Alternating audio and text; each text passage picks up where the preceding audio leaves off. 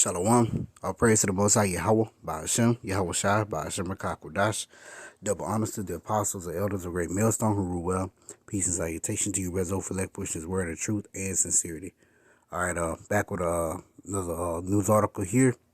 And it was stated earlier that on 60 Minutes, President Joe Biden, he declared the pan to be over with. All right, so we're going to kind of read into this article and, kind of get into it and see what it says. It says, President Joe Biden said he believes the C-19 pan is over in an appearance on CBS 60 Minutes, but acknowledged the U.S. still has a problem with the virus that has killed more than 1 million Americans. All right. Now, if something is over with, that means you're not dealing with it anymore. Okay, so here we go, with them using that double speech, that forked tongue, okay? Because you're still, if you're still dealing with it, then it's not over with. All right.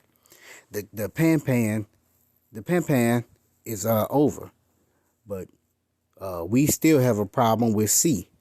Okay, we're still doing a lot of work on it, and but the pan is over.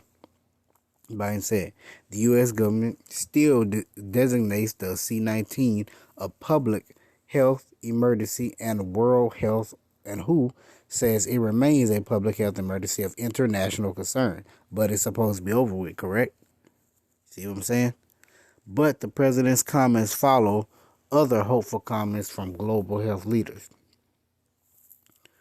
This guy, the director of WHO, said in a news briefing last week that the end of the C pan was in sight, and that the world has never been in a better position to end the C pan. Okay, and I'm gonna just give y'all a little insight. All that really means is that they're beginning to transition into the next phase of what they have.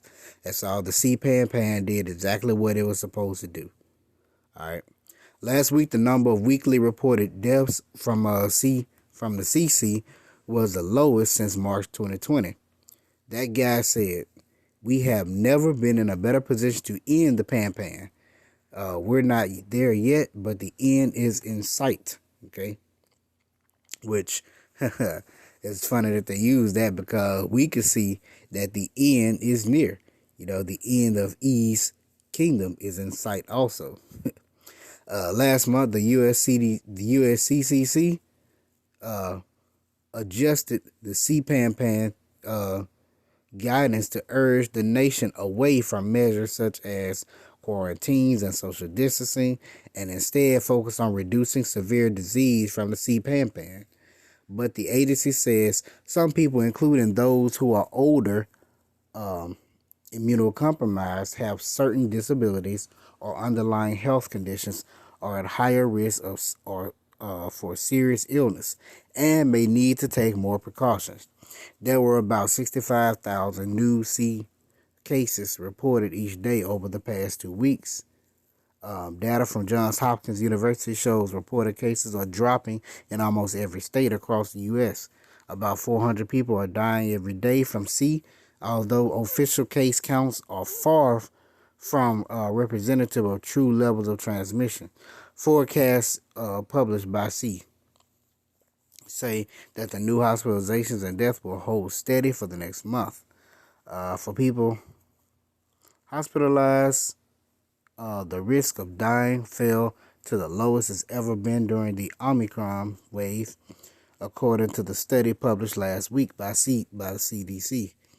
The researchers suggest there were several contributing factors to improved mortality risk: high levels of immunity, both from jabs and previous infections, advances in treatments and properties of the Omicron subvariants that made them less likely to cause the disease.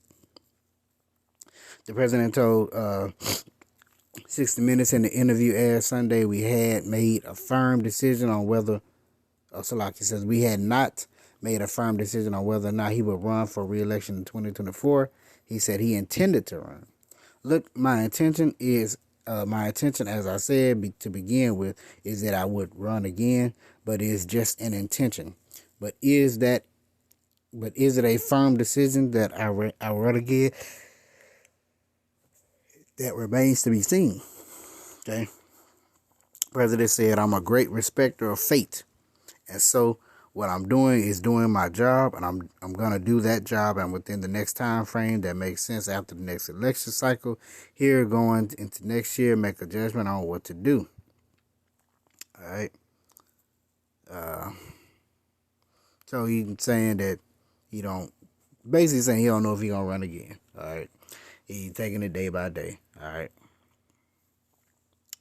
Uh,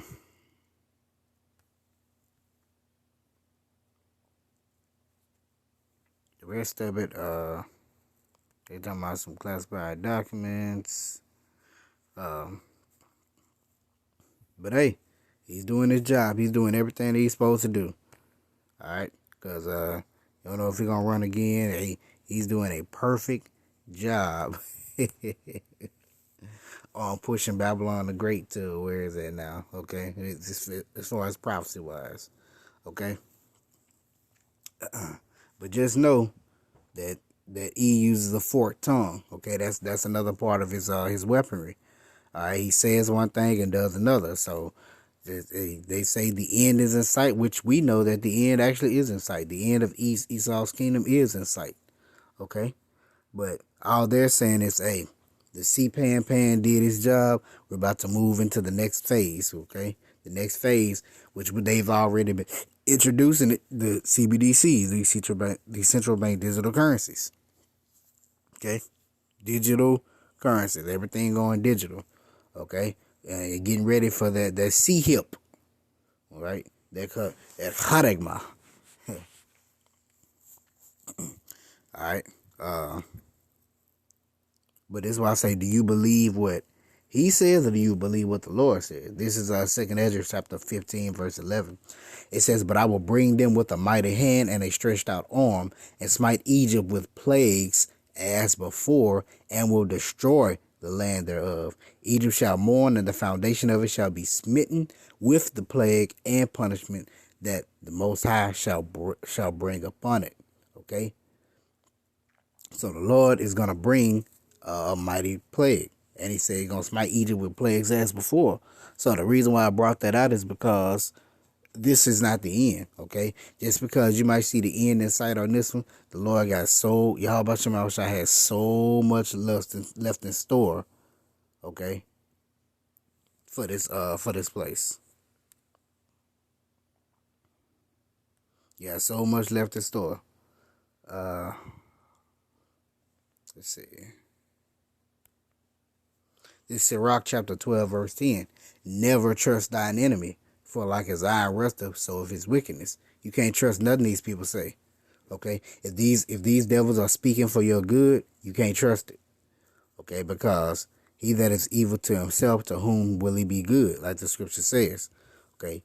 If he rapes, robs, murders, or kills, or steals for his own people, okay, puts drugs in his own people, and they don't even care for them, how much more for you Jakes? Okay? Just know that they got something planned deadly for you Jakes. Remember that. This is your enemy. Remember, we're at war. Okay, your enemy is not there. Your enemy is not your friend at all. All right, he's not there to help you. This is Psalm chapter 58, verse 3. The wicked are estranged from the womb. They go astray as soon as they be born, speaking lies. All right, this is why I said that those lies, or that forked tongue, is one of their powers. Okay, they go astray as soon as they be born. It don't mean that they just come out speaking, talking, but it means that it's ingrained in them to just lie. Okay, their poison is like the poison of a serpent.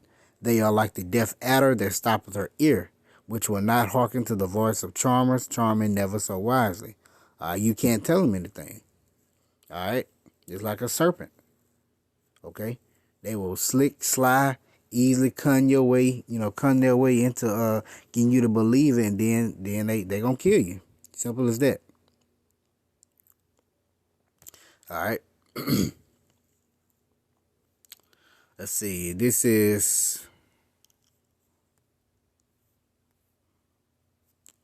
So what was I getting out of here?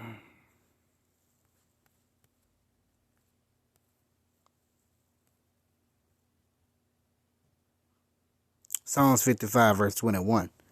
Uh, the words of his mouth were smoother than butter, but war was in his heart. His words were softer than oil, yet were they drawn swords. Okay, smoother than butter. All right, easy slice it. Easily get over on you. Okay, yeah, the end is in sight, but then they got something worse coming. That's all they do. Okay, that's literally all they doing. This Psalm chapter 64 verse 1. Hear my voice, O power, O Yahweh, in my prayer. Preserve my life from fear of the enemy. That's why I said we're at war. Okay, your enemy is not your friend. Okay, Esau Edom is not your friend. Hide me from the secret counsel of the wicked, from the insurrection of the workers of iniquity, who whet their tongue like a sword and bend their bows to shoot their arrows, even bitter words. Okay, who whet their tongue, they sharpen their tongue like a sword.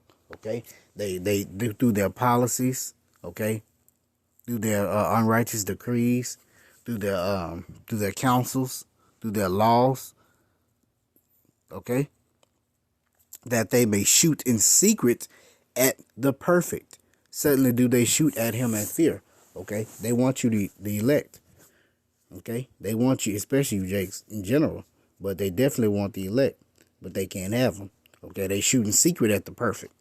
Okay, they shoot, hide their hand. They throw rocks, hide their hand. They say, they throw a rock and point you in another direction and say it came from over there, and then go walk over there with you looking for it. You know what I'm saying? Like say I'll just use this is a stupid analogy, but I'll use it anyway. Say a paper ball, using class, and somebody threw a paper ball at you, and you saw you felt what direction it came from, and then what he do is they were like, man, I don't know what happened or where that came from. Let's go find out. They gonna go investigate with you, knowing they the ones that did it. Okay, this is how they shoot in secret. They encourage themselves in an evil manner. They commune of lying snares privily. They say, who shall see them? Okay, they sly, they cunning, they sneaky. They lay a snare up for you. They lay a trap. All right. They search out iniquities. They accomplish a diligent search, but the inward thought is every one of them, and the heart is deep. All right. They literally search out iniquities. They study. They study. They study. The same way we have to study this word, we have to study these scriptures, okay, to get closer with our power. They do the same thing. They do a diligent search on wickedness, okay, because that's who they are.